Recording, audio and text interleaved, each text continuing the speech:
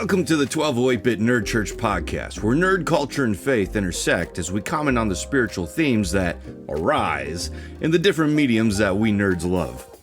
Today we're taking a look at some of the insights brought to light by Bandai Namco's latest JRPG, Tales of Arise, which is hands down the most enjoyable RPG I've played in years. But hey, we can hardly talk about this game without spoilers, so if you plan on playing the game first, go do it, and we'll see you back here after.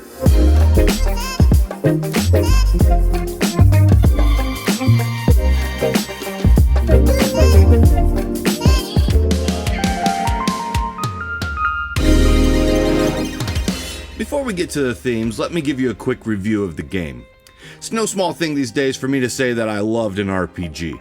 While I have played many throughout my life, it's rare that I've actually finished any I've started over the last decade.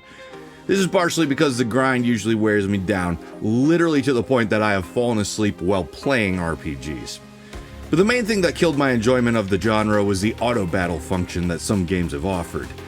Once I tried that function out, I realized that my battling was so perfectly predictable by the game that I had become pointless. Since the main focus of the game was battles and it could do that without me, some RPGs really just needed me to walk around a map, which seemed a little boring. But Tales of Arise isn't quite like that. While it's true that you'll be tired of grinding against the same enemies over and over again by the end of the game, the combat system is consistently challenging and requires you to pay attention at all times. Miss a few too many real-time dodges, and you'll have exhausted all of your power on healing before you ever find a new campsite to recover it. Tales of Arise is a good challenge. It was rare that I beat any boss without being just a few hits away from dying. Its story is also so full of secrets that you keep on pushing through the grinding just so you can get to the next twist. And it's to that story that we'll now turn.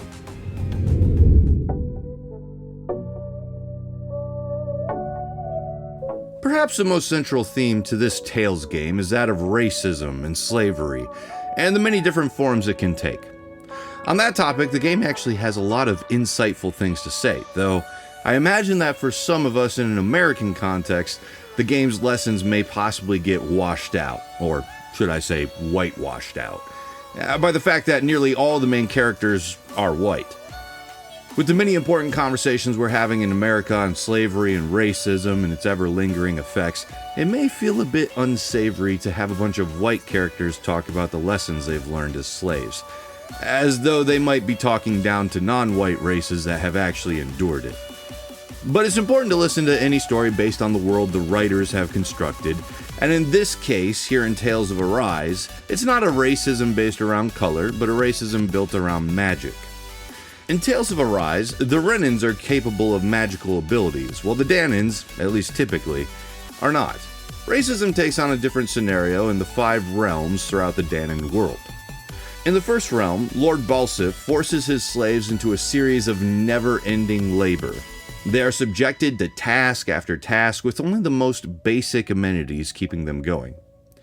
Balsif's treatment of his slaves feels reminiscent of the way the Book of Exodus speaks of Pharaoh's oppression of the Hebrews. They set taskmasters over them to afflict them with heavy burdens, so they ruthlessly made the people of Israel work as slaves and made their lives bitter with hard service, and mortar and brick, and in all kinds of work in the field. In all their work, they ruthlessly made them work as slaves. Of course, this form of slavery isn't just ancient, but recent as well. After all, the American Empire found its foundation on the back of slaves as white people oppressed black people to build their economy in some of the most disturbing ways imaginable. The Bible sees the work of the enemy in this kind of treatment of one another, which you can see not only in the fact that God goes on to liberate the Hebrews from their Egyptian slave masters, but also in Exodus's use of the Hebrew words lebenah and chomer, that is, brick and mortar. The last time these Hebrew words surfaced in the scriptures was in Genesis 11, in reference to building the Tower of Babel, which was made out of lebenah and chomer, brick and mortar. While the Tower of Babel is seen by many to be a strange story about how God apparently hates skyscrapers, archaeological studies have shown us that in ancient Mesopotamia, buildings that were described as having their tops in the heavens, which is how the Tower of Babel is described in the Bible. Those were actually buildings we refer to today as ziggurats. These ancient buildings had stairs that led to a little room at the top. The idea was simple. Ancient people gathered that if they could build a room close to the heavens, perhaps the gods would stop by and walk downstairs to meet them on the earth. They lived up there, so this was a way to get down here. This, of course, was the real problem with the Tower of Babel. God had just restarted the world via a great flood that had wiped everything out, and here was a leftover humanity pursuing the false gods. And these are the same false gods that Pharaoh built his own brick and mortar kingdom upon in Exodus. These key words, Lebena and Homer, remind us that God is not behind empire, which in Pharaoh's time was built on the back of slaves. Rather, God's heart aches for the slave that is persecuted by the empire of the false gods. But now let's leave the very start of the Bible and jump to the very end. In the book of Revelation, John spends a lot of time painting a picture of Satan at work in the ways of empire. This is in part because empire always tramples over others to the delight of its own benefit. John gets this point across in the character he creates named Lady Babylon. She is pictured as an unpleasant drunk woman who is open to doing every immoral act in the book, all the while murdering any Christians who get in her way and drinking their blood like a vampire. Being a depiction of empire, she is very wealthy, and her wealth was made on the backs of, to quote Revelation, slaves, that is, human souls. There it is, slaves. The Tower of Babylon at the beginning, still alive in Lady Babylon at the end. Alive in Egypt at the beginning, and still alive in America today, as we continue to look around and realize not only the effects that slavery has had even into today's culture, but even the slave trade that goes on that is happening all around the world, including in America, and things like human trafficking. This same kind of Babylonian oppression is pictured well at the hands of Lord Balseph in the first realm of Dana and Tales of Arise, though it's pictured even more severely at the hands of Almadria, the lord of the fourth realm. She is possibly the most disturbing lord in the game, who ultimately saw her slaves as truly nothing more than a means to an end. I mean, that's always how slavery works, right? But in her case, she even killed a whole crowd of slaves just to soak up their energy to boost her magic. For her, even the deaths of her slaves, and not just their lives, served as a means to get what she wanted. Now, of course, few games operate pacifistically, shout out to Undertale, and so Tales of Arise's response to slavery is generally that of violence. Honestly, given the ultimate story they try to tell throughout the game and the themes they constantly address from beginning to end, the constant fighting causes some of the game's main points to fall a bit flat. For example, there's one part where you discover one of the main characters that you have on your team, they once killed someone, causing gasps among your party. And all you can think of during that scene is the hundreds of people you've slayed since the game started.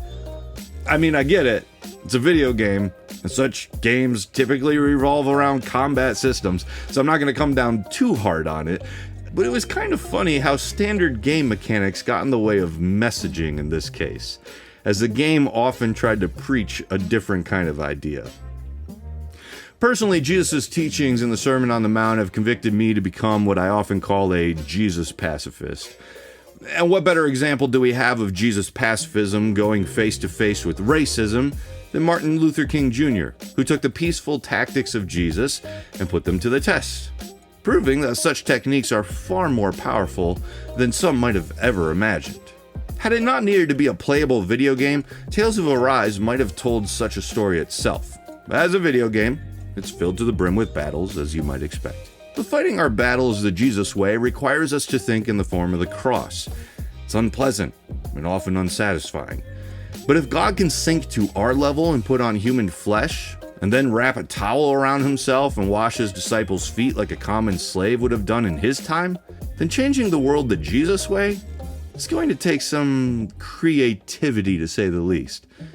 Simply oppressing our oppressors will not go on to change anything. It may change the power dynamics of a society, but it won't change the fabric of those dynamics like peaceful tactics will. And actually, the game does try to address that topic as well, which we'll get into now.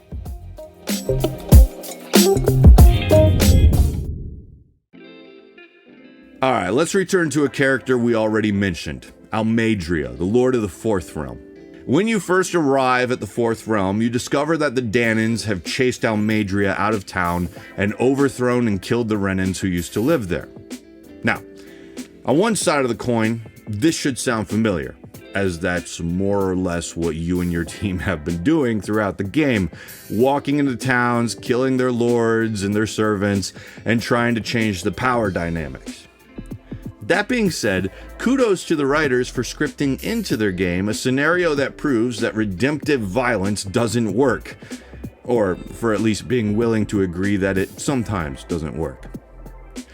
Not long after you arrive at the Fourth Realm, you meet Deadeye, the leader of the Danan Rebellion, and he is a complete tool. He doesn't listen to anyone, he acts like a jerk, and he thinks he can do no wrong. Your team partially finds him repulsive because, in order to seize control of the realm, he had to set off bombs that killed his own people. And the more Deadeye talks, the more you realize he's fueled by racism and hatred. The oppressed has become the oppressor. And you quickly realize that there is no difference between him and Almeidrea. He might be on the underdog team that we're rooting for, but he plays just as dirty as his enemies. In his trilogy of books, The Powers, Bible scholar Walter Wink explains what he famously coined the Domination System. And it's essentially what we see at play here in Deadeye's story. In his third book in the series, Engaging the Powers, Walter Wink boldly declares, forcible resistance transforms itself into what it opposes. As long as we continue to justify violence as Christian, we will remain blind to our own captivity to the hypnosis of mimetic rivalry. We really do have to choose whether to continue to support the domination system, driven as it is by the myth of redemptive violence. This is the great divide that separates the gospel from all the apparently compelling justifications provided by the ideological counterfeit of the gospel. Any religious message that promises that we can win in the terms laid down by the domination system is apostate. Any theology that promises success, national supremacy, or victory through redemptive violence is apostate. Any piety that equates the gospel with getting ahead, being number one, or salvation through patriotism is apostate. Falling into the cycle of this domination system is pretty natural for most of us. To some extent, it's even built into us. For example, when your amygdala goes into alarm mode, it shuts down the part of your brain that is associated with relational connection, empathy, impulse control, self-reflection, moral judgment, conscience, and so on. Its point in doing this is to help you survive in threatening situations, but the unfortunate side effect is that it can make us less human towards each other. Deadeye becomes the embodiment of the domination system. He is nothing but an amygdala on high alert. He's justified the unthinkable, and his hatred ultimately becomes his demise when he finds Almeidrea and leads a huge crowd to burn her alive. Little does he know that he's walking into a trap that will end up killing him and the entire crowd. Forcible resistance transforms itself into what it opposes. Walter Wink had it right. How many times have you seen that happen? Leave us your story in the comments.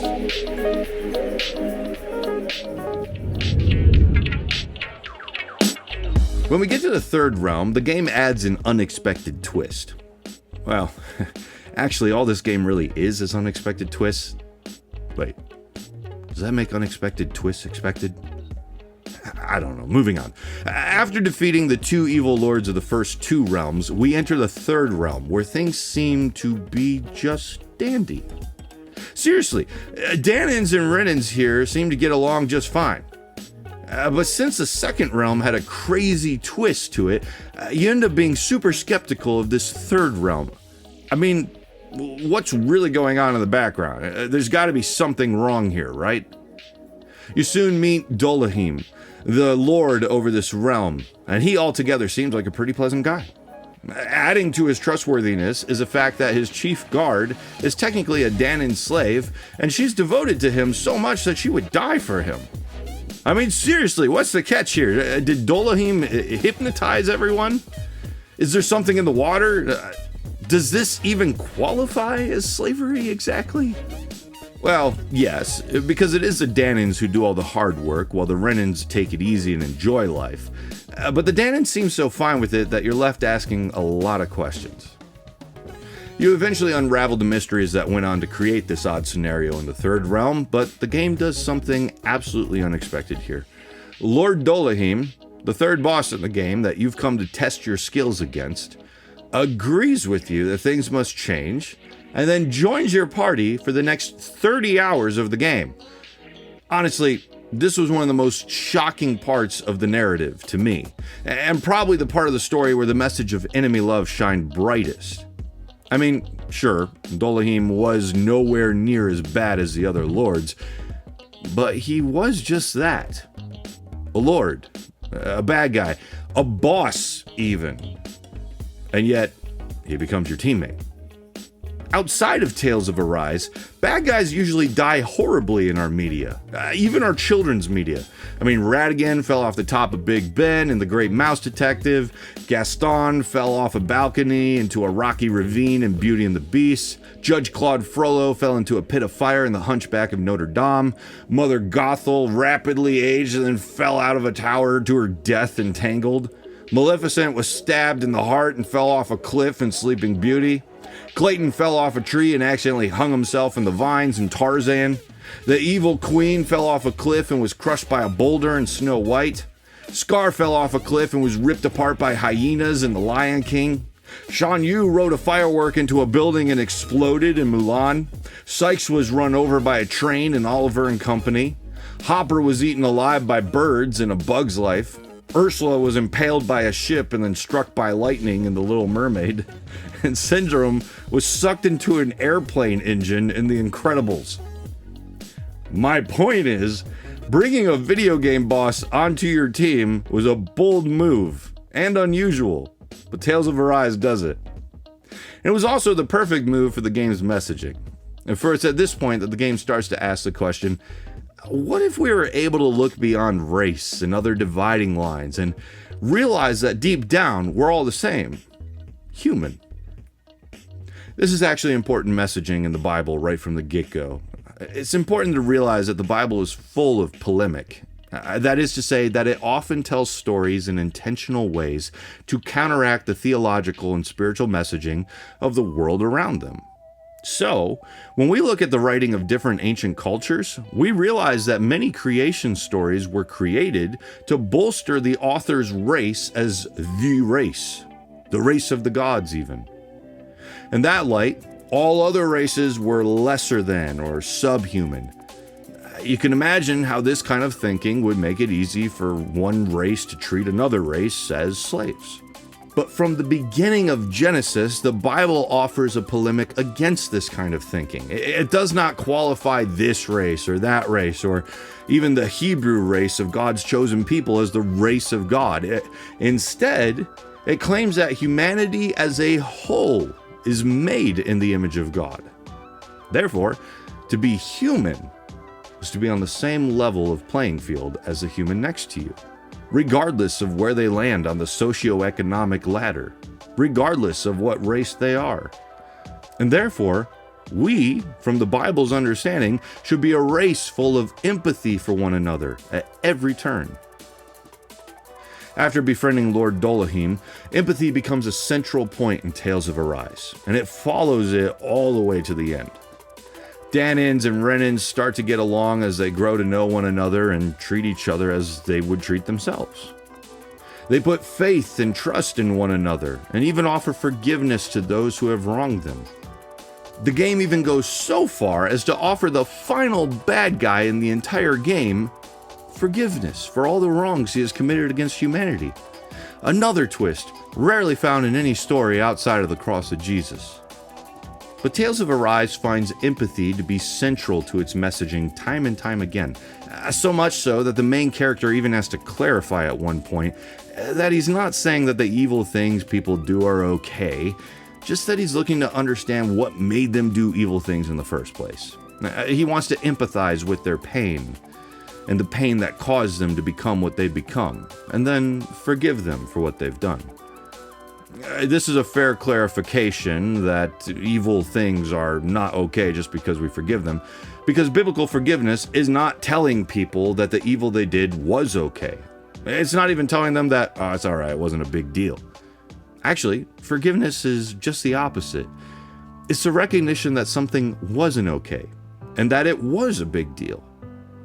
But then, it's making the choice from there to say, though you owe me a debt for what you did to me, I've chosen to forgive you that debt. You're free. And perhaps we might add, go and sin no more. A little bit of empathy can go a long way and give us a space to humanize and forgive the people around us who are made in the image of God, just like we are. This is important to do. After all, Jesus requires us to forgive. So if empathy can help us get there, it's a gift we should embrace. My favorite quote from Henry Nouwen perhaps says it best. Compassion grows with the inner recognition that your neighbor shares your humanity with you. This partnership cuts through all walls which might have kept you separate. Across all barriers of land, language, wealth and poverty, knowledge and ignorance, we are one, created from the same dust, subject to the same laws, and destined for the same end. With this compassion, you can say, in the face of the oppressed, I recognize my own face. In the hands of the oppressor, I recognize my own hands. Their flesh is my flesh. Their blood is my blood. Their pain is my pain. Their smile is my smile. Their ability to torture is in me too. Their capacity to forgive, I find also in myself. There is nothing in me that does not belong to them too. Nothing in them that does not belong to me. In my heart, I know their yearning for love, and down to my entrails, I can feel their cruelty. In another's eyes, I see my plea for forgiveness, and in a hardened frown, I see my refusal. When someone murders, I know that I too could have done that. And when someone gives birth, I know that I am capable of that as well. In the depths of my being, I meet my fellow humans with whom I share love and hate, life and death. So what about you? Do you think you could have empathy for a heavy slave master like Egypt? It might help to remember that before Egypt persecuted the Hebrews persecuted Egypt. After all, Abraham, the man from whom all the Hebrews came from, had an Egyptian slave named Hagar, which is a play on the Hebrew word we translate as stranger or foreigner. And how did Abraham treat Hagar? How did Abraham treat the Egyptian foreigner among him? As a means to an end. When Abraham and Sarah were tired of waiting for God to give them a child, they turned Hagar into a sex slave of sorts. In their ancient culture, a woman could use her slave as a surrogate, and when the surrogate gave birth, the child would then technically belong to the slave master. Despite doing what she was commanded, Hagar was ultimately hated by her master and sent off into the wilderness to die. Twice. And it was there that God met her at her lowest points and sustained her life. Just as he would one day meet the Hebrews at their lowest points and sustain their lives. Just as he meets us at our lowest points and sustains our lives. In the character of Hagar, the Bible is foreshadowing what is to come in Egypt. And in that foreshadowing, the scriptures want us to remember that before Egypt persecuted the Hebrews persecuted an Egyptian. Before the ways of empire were found in them, the ways of empire were found in us. Babylon is not just out there. It can be right next to us inside of our hearts. Therefore, we can't point the finger at someone else without first pointing the finger at ourselves. Likewise, the pain in our own stories should give us reason to empathize with others and to see them as human. In fact, in the Bible's legal writings, God often reminds Israel of their own story and attempts to get them to empathize with all of the overlooked people they encounter. Check out this rule. You shall not pervert the justice due to the sojourner or to the fatherless, or take a widow's garment in pledge. But you shall remember that you were a slave in Egypt, and that the Lord your God redeemed you from there. Therefore, I command you to do this. Empathy is crucial to loving others, be they strangers or friends or enemies. We can either look in one another's eyes and see the image of God, or we can grab some brick and mortar and build walls between us. Or worse, persecute those who are different than us, ultimately giving rise to the domination cycle that lives both in our amygdala and in the heart of Lady Babylon, and Lady Babylon's own slave master, Satan.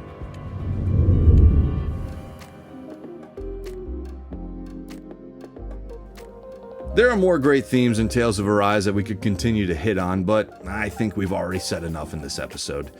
Who knows, maybe we'll return with the part 2. What themes did you see that we didn't get into here? Let us know in the comments below.